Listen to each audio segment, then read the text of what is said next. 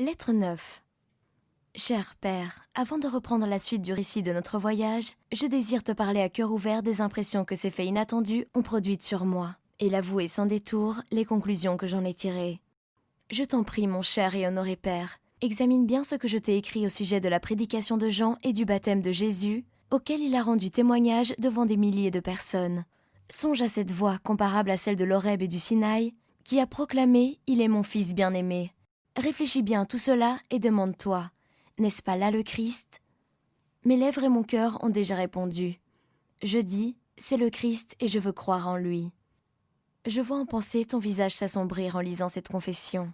Ne crains cependant pas, cher Père, que je fasse quelque chose qui puisse affliger tes cheveux blancs ou jeter l'opprobre sur notre nom. Je suis fière comme toi de ma foi et de mon peuple, et je n'en suis pas moins juive pour croire en Jésus comme étant le Messie. Le Messie n'a-t-il pas été de tout temps l'objet des prières de Judas, l'espoir d'Israël? Sa venue n'est-elle pas l'attente suprême de notre peuple? Sont-ce donc les païens qui attendent le Messie? Si donc nous espérons en lui, suis-je une juive moins fidèle parce que je crois que Jésus est le Messie, lui que la voix du ciel a reconnu si ouvertement? Mais pourquoi défendre ma foi, mon cher Père? En examinant de plus près les prophéties, tu te réjouiras avec moi de ce que Dieu s'est souvenu de son peuple et de ce qu'il veut effacer la honte d'Israël du milieu des nations. Ce n'est pas par ma lettre seulement que tu entendras parler des faits extraordinaires qui se sont passés ici. Les Égyptiens, témoins oculaires des événements de ces jours derniers, emporteront certainement la nouvelle dans leur pays. Car il n'y avait pas seulement des Juifs présents à cette manifestation suprême du ciel. Il y avait aussi des marchands de Damas et du Caire, des cavaliers arabes, des soldats romains, des Perses, des Édomites, des marchands mèdes, en un mot, des païens de tout pays et de toute race. Tous ont entendu distinctement comme moi la voix venant d'en haut. Tous ont vu la lumière qui descendit du ciel et la forme de la colombe qui se posa sur la tête de Jésus au moment où il sortait de l'eau. Cette apparition dura au moins 1 minute. L'éclat de la colombe était si brillant que je dus fermer les yeux. Quand je les rouvris, tout avait disparu. Mais une auréole de douce clarté entourait encore la tête de Jésus, et son visage resplendissait d'une céleste lumière comme celui de Moïse descendant du Sinaï.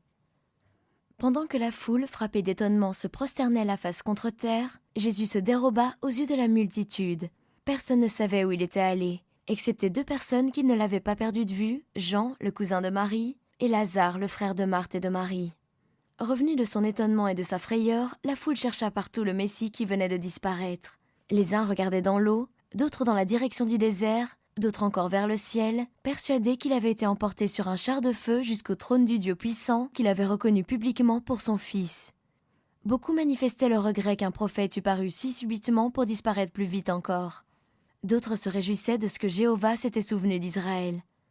Il y en avait qui doutaient, parlant de magie, de sorcellerie, d'autres même prétendaient que la voix n'était que le tonnerre et la lumière un éclair. Mais la foule répondait, d'où viendrait l'éclair et le tonnerre puisqu'il n'y a pas de nuages dans le ciel? La majorité croyait et se réjouissait de ce qu'elle avait vu et entendu. Jean, le prophète du Jourdain, semblait le plus étonné de tous les spectateurs. Il chercha Jésus des yeux de tous côtés, puis, joignant les mains, il leva son regard vers le ciel comme pour y chercher celui qui l'avait baptisé. Lentement, le peuple se dispersa, se hâtant de répandre la grande nouvelle.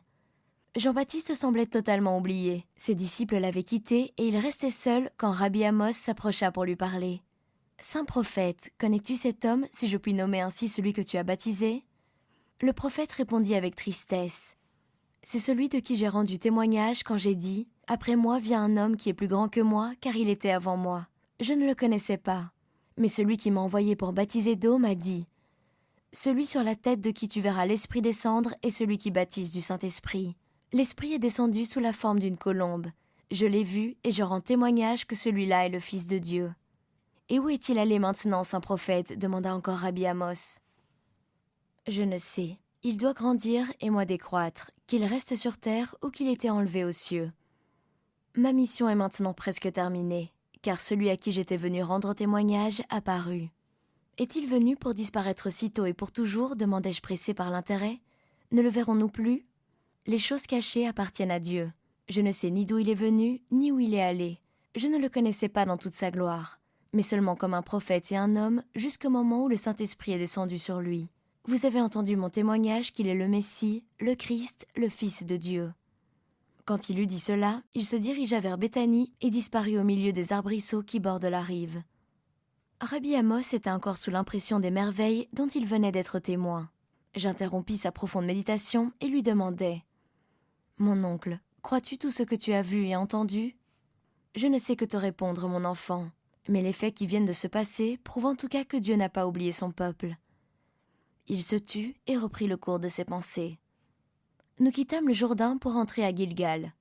En route, nous prêtions l'oreille aux conversations animées des gens qui venaient comme nous d'être témoins des faits merveilleux qui s'étaient passés. Le sentiment général était que Jésus était monté au ciel. Mais c'est avec joie que je puis t'assurer que Jésus est encore ici-bas, mon cher père. Lazare, le scribe et Jean avaient suivi les traces des sandales de Jésus, dont les empreintes se montraient distinctement sur le sable de la rive, et ils l'avaient rejoint. Ils allèrent vers lui et lui dirent « Maître, bon maître, attends-nous, car nous voulons te suivre et recevoir tes enseignements. » Il s'arrêta alors et les regarda. Il était pâle et semblait si abattu qu'ils furent très étonnés du changement qui s'était produit en lui. Cela affecta tellement Lazare qu'il se mit à sangloter tout haut. « Ne pleure pas, mon ami, tu me reverras, lui dit-il alors. Je vais maintenant au désert pour obéir à l'esprit de mon père qui m'y conduit. Vous me reverrez ensuite. Il est utile pour vous que j'aille où je vais maintenant. »« Nous voulons aller avec toi, dit Lazare avec vivacité. S'il t'arrivait quelque mal, nous voudrions être près de toi. »« Il ne doit y avoir près de moi personne pour m'aider ou me soutenir, reprit-il d'un ton décidé mais empreint de tristesse. Je dois passer seul par le pressoir de la tentation. » À ces mots, il s'éloigna, leur faisant signe de la main de s'en retourner. Ils obéirent avec peine, réfléchissant à la signification de ces paroles, et se demandant pourquoi il était nécessaire qu'il allât dans le désert, où, semblait-il, devait l'attendre une mystérieuse épreuve. De temps à autre, les jeunes gens jetaient un regard en arrière, cherchant des yeux la figure de Christ jusqu'à ce qu'ils l'eussent vu disparaître dans le lointain. Les deux amis vinrent le même soir à la demeure de Rabbi Amos, à Gilgal, où Lazare nous raconta ce que je viens de t'écrire. Comme tout cela est merveilleux, cher père, on ne peut mettre en doute la présence d'un grand prophète parmi nous. L'étoile de Jean-Baptiste pâlit comme un lumignon devant la gloire de celle du Fils de Dieu. Et il n'est pas douteux que Jésus attirera tout le monde à lui, même au désert, s'il s'y choisit une retraite. Mais jusqu'à ce jour, tout cela est encore un mystère, personne ne saurait dire ce qui arrivera. Que le Dieu de la maison de nos pères vienne des cieux pour le salut de son peuple. Telle est la prière de ta fille affectionnée, Adina.